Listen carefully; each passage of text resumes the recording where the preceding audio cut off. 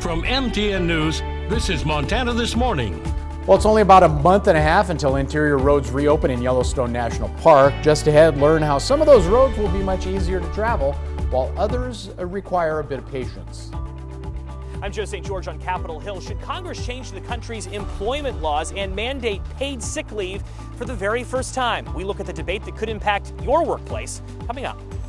Well, happy Monday. Oh my gosh, that's a beautiful shot right there. A little gray skies, but I still like the sun shining there on our community hospital of Anaconda. And warm temperatures across most of the area. I was talking about this earlier. Stepping outside, I couldn't decide, is it hot? Is it cold? It's neither. No. It's definitely warm for the morning. Right. But we're not talking sub-zero temperatures. No, in fact, it's not. We can't even get it below freezing in most cases. 31 degrees in Ennis, 27 in Dillon, a couple of those cooler temperatures, 30 in Helena. I do expect to see a mix of sun and clouds through the first part of the day, that cloud cover thickening up toward the afternoon with a few spotty showers, especially mountain snow showers as you get later into the day.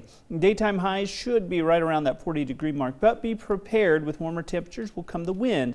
Stronger south to southwest winds between 10 and 20 miles an hour, gusts near 30. We're going to talk about how long this is going to last and the impacts we may see with this next weather change by the weekend. That's coming up in just a few minutes. All right, thank you, Matt. 6:31. You know the old saying, there are only two seasons in Montana, winter and road construction. Well, it will sure seem like that in Yellowstone National Park this summer. TN's John Shearer explains. There will be 3 major road construction projects in the park in 2022, and the reopening of a popular road after years of work. That's the Upper Loop Road from Canyon to Tower Roosevelt.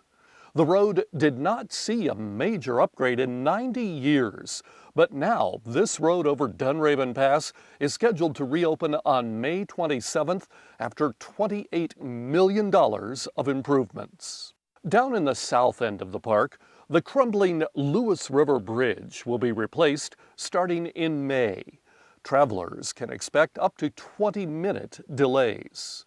The parking area for the Lewis Falls Overlook will be improved and enlarged as well. North of that, the road from West Thumb to Old Faithful over Craig Pass will be repaved and get new guardrails, culverts, and drainage systems.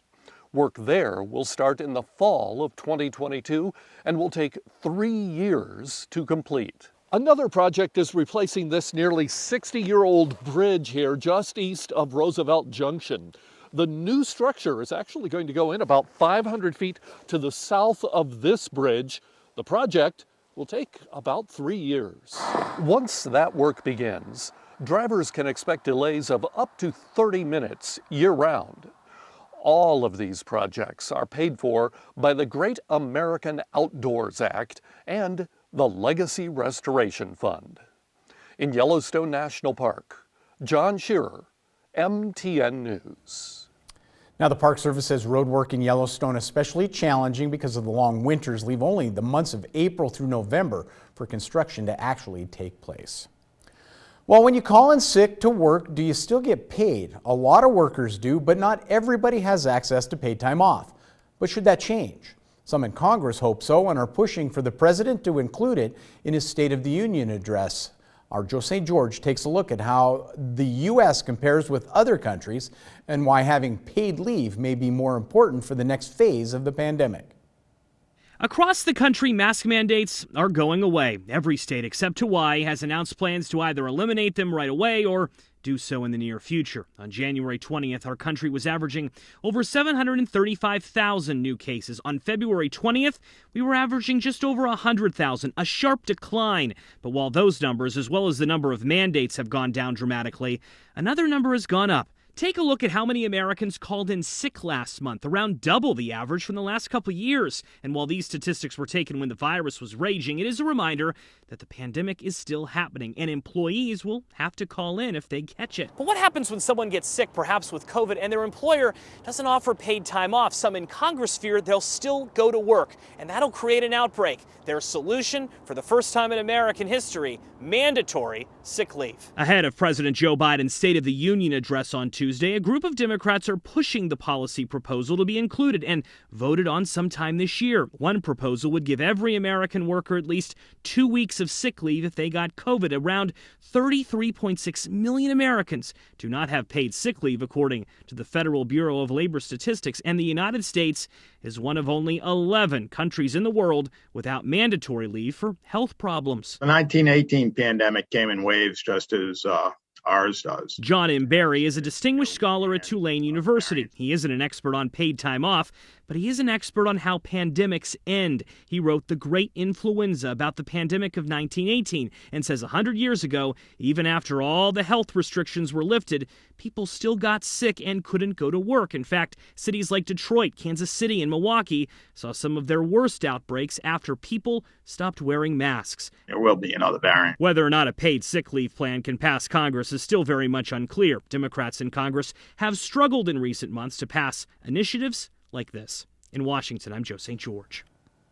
In other news, we've talked about the brain fog and fatigue people experience months after recovering from COVID-19, but it's also damaging one of our most vital organs, the heart. New clinics are opening dedicated to helping these patients. Amanda Brandeis shows us what to watch for and how some people are finding relief. Don't touch it. Just sprinkle them out. Regina Juarez says her life has always been full.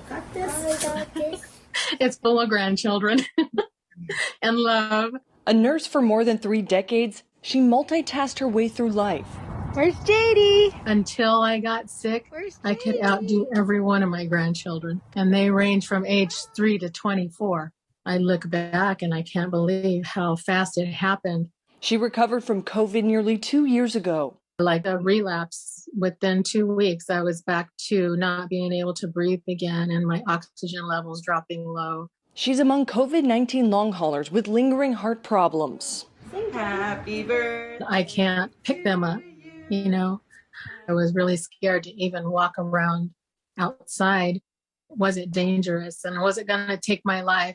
I tell my patients that this can be their wake-up call. Dr. Purvi Parwani helped start a COVID-19 heart clinic in Southern California. They're seeing cardiovascular damage in both patients with severe COVID symptoms and those with mild or no symptoms at all. I have patients, young women who unfortunately had completely, normal life before, and now they have heart failure because of COVID myocarditis. She says the virus can damage heart tissue and cause inflammation. People suffering from this often feel chest pain, chest tightness, shortness of breath, and irregular heartbeats. I know that Dr. Parwani had to look quite a bit before she found, what was exactly causing my chest pain. I think partly the problem is that most of the diagnostic tools that we have out there may not be able to pick up the microscopic damage that may go on after this virus infects our body. Can you see that? With an at-home device tracking her heart and oxygen levels, Regina is never far from her team of specialists. Doctors hope research at long COVID clinics will improve treatments for a range of debilitating conditions. 10 years down the road, what are we going to see in these patients? We do not know, and that's what we are trying to understand. Happy birthday to you. Regina looks forward to getting back to nursing and outdoing her grandkids. Try to grab onto all the blessings. I'm still here. In Loma Linda, California, I'm Amanda Brandeis. All right, 6:38, time for a break.